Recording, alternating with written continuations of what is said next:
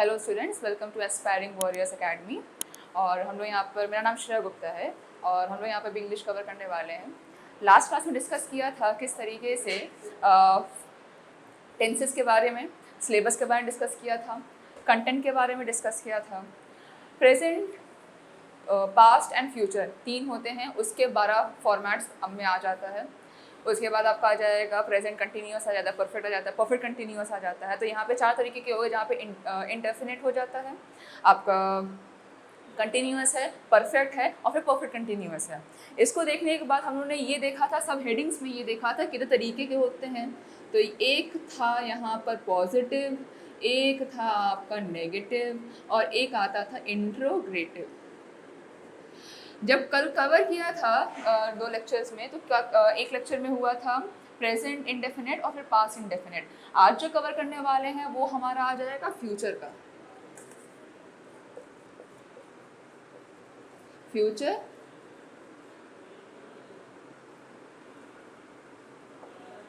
Indefinite.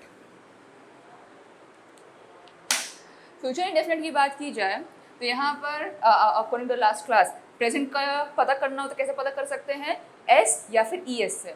Past का पता करना हो तो वर्ब की सेकंड फॉर्म आ जाएगी। और यहाँ पे वही चीज़ है कि अगर वो फ्यूचर का पता करना होगा तो यहाँ आप इस्तेमाल करते हैं विल या फिर शैल का। यही 2 चीज़ें होती हैं। एक और चीज़ था, अकॉर्डिंग टू द रूल अगर हम लोग देखा जाए तो आई के साथ इन द मॉडर्न इंग्लिश, ध्यान दीजिएगा, आई और वी को इस्तेमाल किया जाता है। पुराने इंग्लिश के हिसाब से हमको आई और वी के साथ शैल का इस्तेमाल करते थे। आज के टाइम पर आई और वी के साथ हम लोग शैल के साथ विल का भी इस्तेमाल कर सकते हैं, कोई उसमें प्रॉब्लम नहीं है, पर कंडीशन लगी हुई है। अगर आई और विल के साथ, वी के साथ अगर हमको विल का इस्तेमाल करना है, then it has to be in the indefinite form. जब कभी भी ये आ जाएगा इसमें इंटीग्रेटिव में, ध्यान देना, जब कभी भी इंटीग्रेटिव की बात की जाएगी जहाँ पे क्वेश्चन पूछा जा रहा है क्वेश्चन मार्क के साथ, क्योंकि हमारा शैल और विल क्या है, हेल्पिंग वर्ब है। जब हेल्पिंग वर्ब है तो इसको इन द इंटीग्रेटिव फॉर्म में हमेशा आई और वी के साथ हमको शैल ही लगाना है। बाकी कोई भी अदर फॉर्मेट होगा उसमें हम आई और वी के साथ शैल या विल दोनों लगा सकते हैं। तो ये एक कंडीशन थी, आगे अभी आएगा, no problem. So future tense represent करता है हमारा एक्शन या फिर स्टेट ऑफ फ्यूचर। ऑब्वियस सी बात है, क्योंकि हम लोग फ्यूचर इंडेफिनिट की बात कर रहे हैं। फ्यूचर इंडेफिनिट की बात यहाँ पे की जाती कि कोई काम फ्यूचर में होने वाला है, आगे का कोई प्रक्रिया होने वाली है, तो एक्शन कोई स्टेट ऐसा हो जो कि आगे होने वाला है। नेक्स्ट आ जाते हैं इसका, अगर पॉजिटिव देखा जाए तो कौन सा फॉर्मेट बताया गया था, पहला, दूसरा और तीसरा। फर्स्ट फॉर्मेट में देख लिया, अगर पॉजिटिव है तो इसका स्ट्रक्चर क्या होगा। इस स्ट्रक्चर पे पूरा क्वेश्चन बेस्ड होता है, कभी स्ट्रक्चर को मिस आउट मत करिएगा।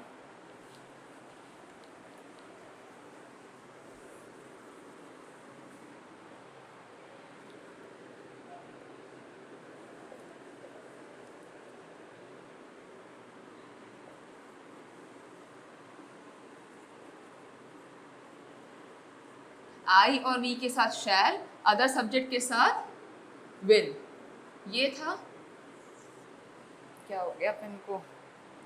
पॉजिटिव में अगर देखा जाए तो यहाँ पे फॉर्मेट क्या है, सिंपल है, सब्जेक्ट लगाया, वर्ब की फर्स्ट फॉर्म लगाया और यहाँ पर ऑब्जेक्ट लगाया। विल कहाँ पे लगाएंगे, सब्जेक्ट के बाद लगाते हैं, सब्जेक्ट प्लस, ये पहला फॉर्मेट था प्रेजेंट डेफिनेट का। यहाँ पे शैल लगेगा या फिर विल लगेगा और प्लस यहाँ पर लगे वर्ब की फर्स्ट फॉर्म। ध्यान देना, वर्ब की फर्स्ट फॉर्म, कोई और फॉर्म नहीं लगेगा, प्लस हमारा ऑब्जेक्ट। ये है, ये हमारा स्ट्रक्चर है। This is the structure that we are talking about. आप एग्जाम्पल अगर देख लिया जाए, आई शैल कम टुमारो। कम नहीं, कम होगा ना, केम होगा ना, कमिंग होगा, कुछ नहीं, कम होगा, वर्ब की फर्स्ट फॉर्म। सब्जेक्ट लगा, शैल लगा, ये वर्ब की फर्स्ट फॉर्म कम लगा और यहाँ पर ऑब्जेक्ट टुमारो, इस तरीके से हो गया। अब एक एग्जाम्पल ले ले, we will visit the next day. Next day को भी we will visit the next day, next day को भी टुमारो ही कहते हैं। ये आप लोग ट्रांसफॉर्मेशन और सेंटेंसेस कराएंगे तब उसमें ये चीज़ आएगा, किस तरीके से हमको I shall come tomorrow, we will visit the next day. तो यहाँ पे हमको बस इतना ध्यान देना है, according to the structure V के साथ विल लगा है, फिर वर्ब की फर्स्ट फॉर्म लगी है। ये स्ट्रक्चर हुआ इन द केस पॉजिटिव के केस में। अगर यहाँ पे हम अब ये करें क्या, आई विल कम टुमारो, ये भी सही है, गलत नहीं है, ये भी सही है, ये भी सही है और ये भी सही है। ये था पॉजिटिव का केस। अब बात करें नेगेटिव का। इस स्ट्रक्चर पे ध्यान दें, सारा काम स्ट्रक्चर का है and it is very important कि आप उसको स्ट्रक्चर याद रखें, क्योंकि अगर स्ट्रक्चर आएगा तभी सेंटेंस होते हैं जिसमें ABCD की एरर डिटेक्ट करना है, जब क्वेश्चन आएगा उसमें कराएंगे। अब यहाँ पर आ जाता है जब हम लोग बात करते हैं नेगेटिव की, छोटा दिखाई दे रहा होगा ना,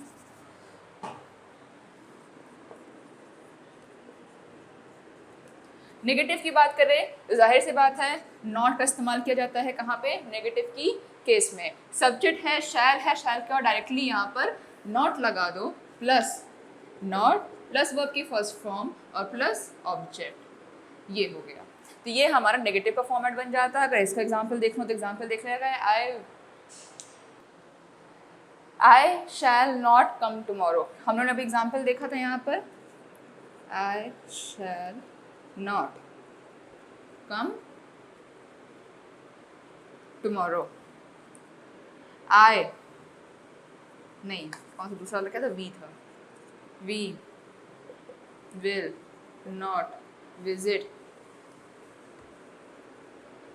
द नेक्स्ट डे। ये इस तरीके से जहाँ पर सब्जेक्ट के हिसाब से सब्जेक्ट में आई या फिर वी आ गया, शैल लग गया या विल लग गया, फिर नॉट लग गया, दोनों में ही नॉट है, और फिर यहाँ पे वर्ब की फर्स्ट फॉर्म आ गई और फिर यहाँ पर हमारा ऑब्जेक्ट आ गया। ये हो गया। अब इंटीग्रेटिव की बात कर लेते हैं। 3 फॉर्मेट बताया था, पॉजिटिव, नेगेटिव और इंटीग्रेटिव, 3 तरीके के, किसमें, प्रेजेंट, पास्ट और फ्यूचर के इनडेफिनिट के फॉर्म्स में। और यही अभी आगे भी चल के आएगा, ऐसा नहीं है।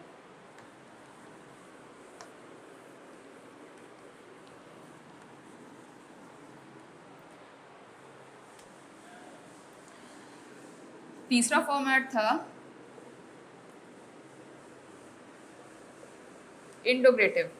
अब इंटीग्रेटिव की बात करें, जो कि क्वेश्चन पूछ रहा होता है, तो जब हेल्पिंग वर्ब कौन कौन से है, इज एम आर है, वॉज वर है, विल या शैल है, इसको देखते हुए अगर हेल्पिंग वर्ब इसका क्या है, शैल या फिर विल है, तो यहाँ पर पहले आ जाएगा हमारा विल, उसके बाद हमारा सब्जेक्ट आ जाएगा, फिर वर्ब की फर्स्ट फॉर्म विल है या फिर शैल, सब्जेक्ट प्लस वर्ब की फर्स्ट फॉर्म और प्लस ऑब्जेक्ट। ध्यान देना, सब्जेक्ट से लेके वर्ब की फर्स्ट फॉर्म और यहाँ पे ऑब्जेक्ट तक में ये तो सिंपल स्टेटमेंट होता ही है। प्रेजेंट इंडेफिनिट में तो यही पढ़ा था। फ्यूचर बनाने के लिए क्या कर दिया, विल लगा दिया। अगर क्योंकि क्वेश्चन पूछ रहा है ना, WH की कोई फैमिली का होगा, what, where, when, who, whose, whom, ठीक है, हाउ, तो ऐसे केस में भी यहाँ पर शैल के पहले क्वेश्चन वाला WH के फॉर्म है उसको भी लिख सकते हैं, फिर क्वेश्चन लगा दिया। हेल्पिंग वर्ब से भी क्वेश्चन बन सकता है, वॉट लगाकर फिर लगा दो, विल लगा दिया, तब जाकर भी स्टेटमेंट बन सकता है। अब इसका अगर एग्जाम्पल देख लिया जाए तो विल ही कम टुमारो, बिल्कुल कर सकते हैं इसको, ध्यान। ओके, अब यहाँ पर आएगा जो स्टार्टिंग में बताया था, will he come tomorrow. Will he come tomorrow का है या फिर शैल,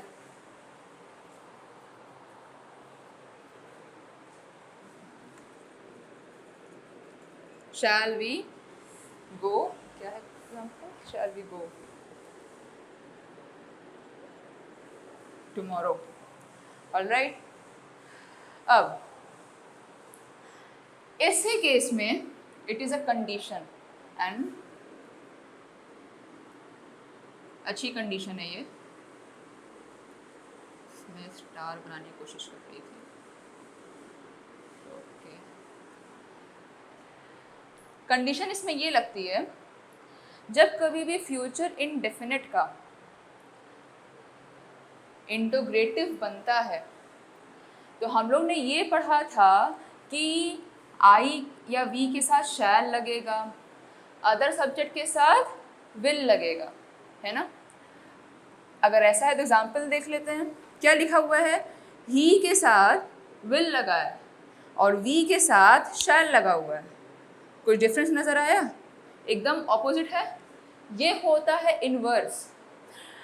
ऐसे बस इसी सिचुएशन में वर्क किया जा रहा है। इट इज़ अ कंडीशन जहाँ पे यही हमारा इनवर्स हो जाएगा। मतलब शैल अदर सब्जेक्ट्स के लिए लगेगा इसके लिए, और आई और वी के लिए विल लगेगा। देखो, आई और वी के लिए यहाँ पर है ही सब्जेक्ट है हमारा, सिंगल सब्जेक्ट है।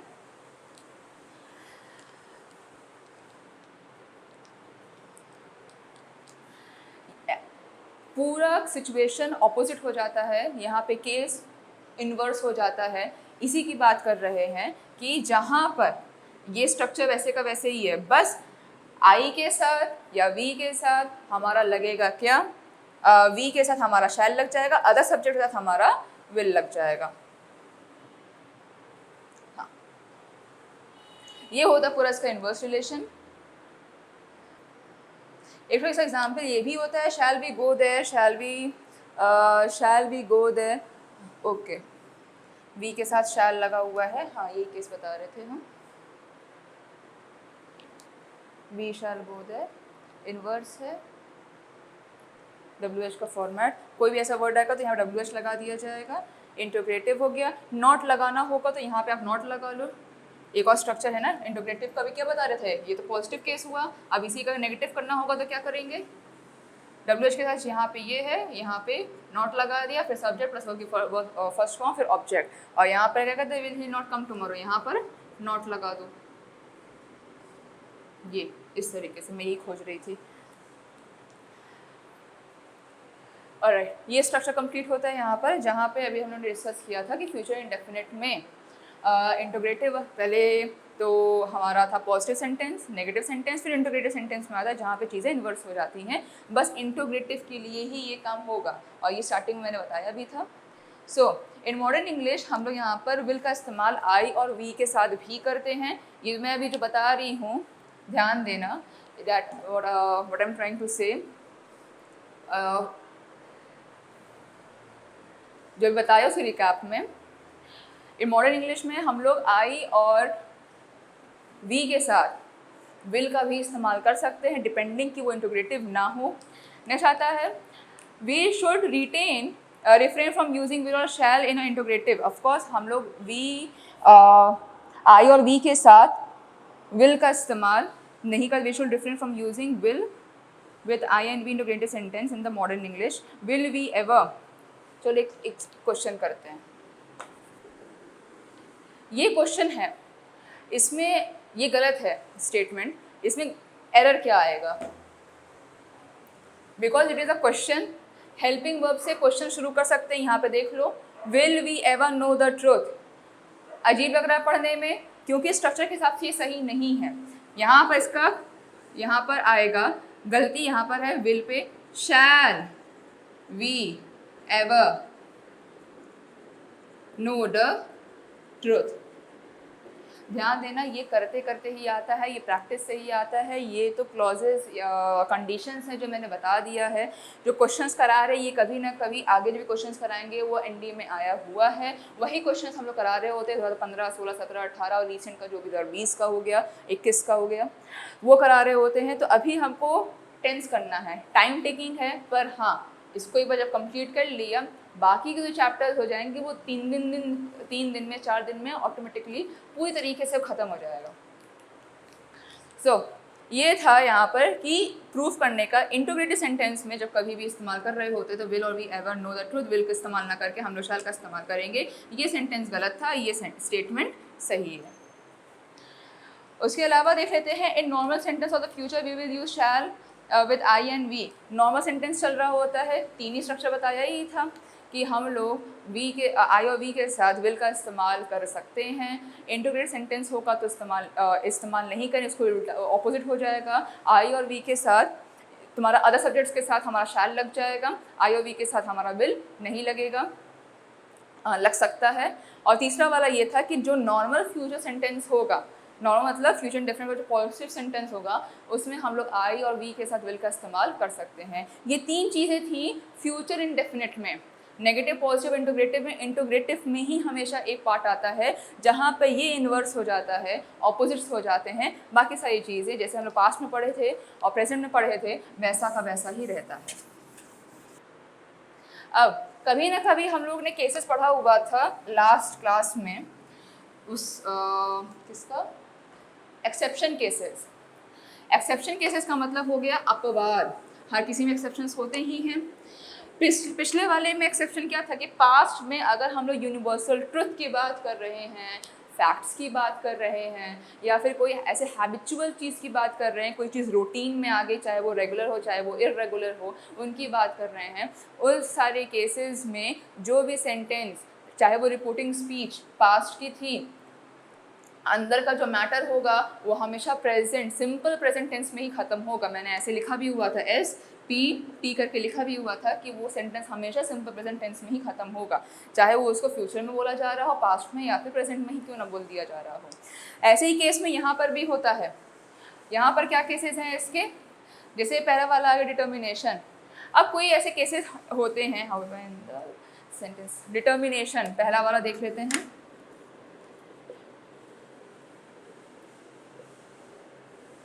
अब डिटर्मिनेशन क्या होता है, डिटरमाइन करना कि हाँ ये होगा, ये कर सकते हैं, जैसे ये निकलेगा, ये कर सकते हैं, ये हमारी डिटर्मिनेशन है उसको निकालने की, उसकी बात करने की। तो ऐसे केसेस में क्या होगा, आई विल हेल्प यू, इसका एग्जाम्पल भी लिख लो यहाँ पर। Example,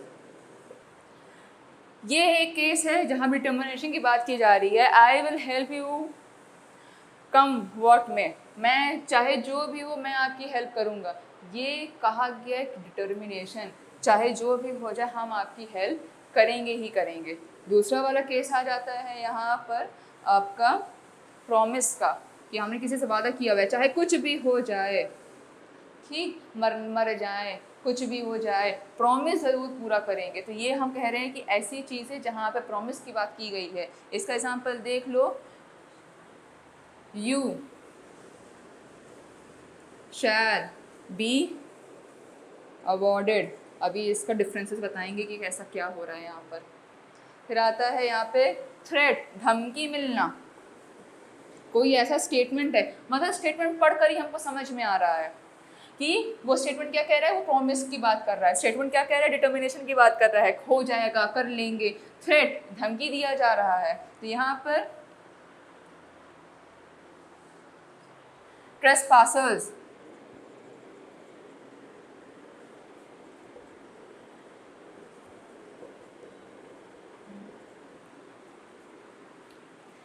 shall be punished। फिर आता है चौथा वाला आ गया हमारा आपका एडवाइस। पढ़ के ही समझ में आ रहा है कि एडवाइस दे रहा है।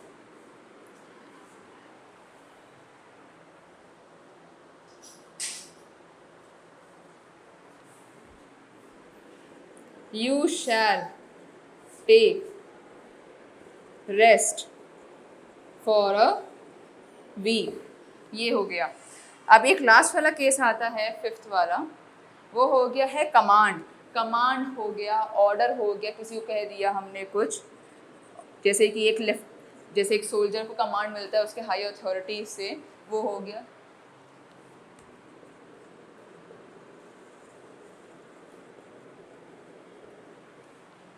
You shall go there।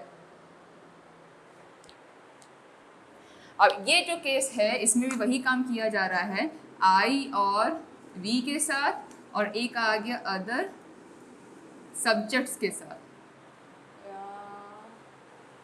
ये दिखाई दे रहा है, हाँ ये दिखाई दे रहा है। ऑलराइट, आई और वी के साथ हम लोग लगाएंगे विल और इसके साथ लगाएंगे शैल।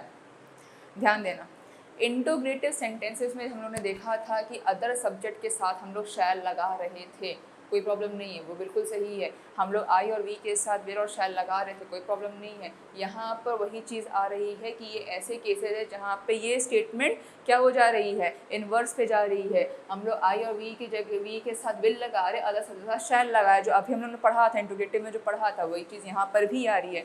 इंटोग्रेटिव में तो था ही था, यहाँ पर भी है। ऐसे वो तो इंटोग्रेटिव है, मतलब क्वेश्चन पूछ रहा है, पर अगर ऐसे केसेस की बात करें तो इसमें भी वो चीज़ अप्लाई हो रही है, एंड दैट इज़ वाई इसको कहते हैं एक्सेप्शन केस।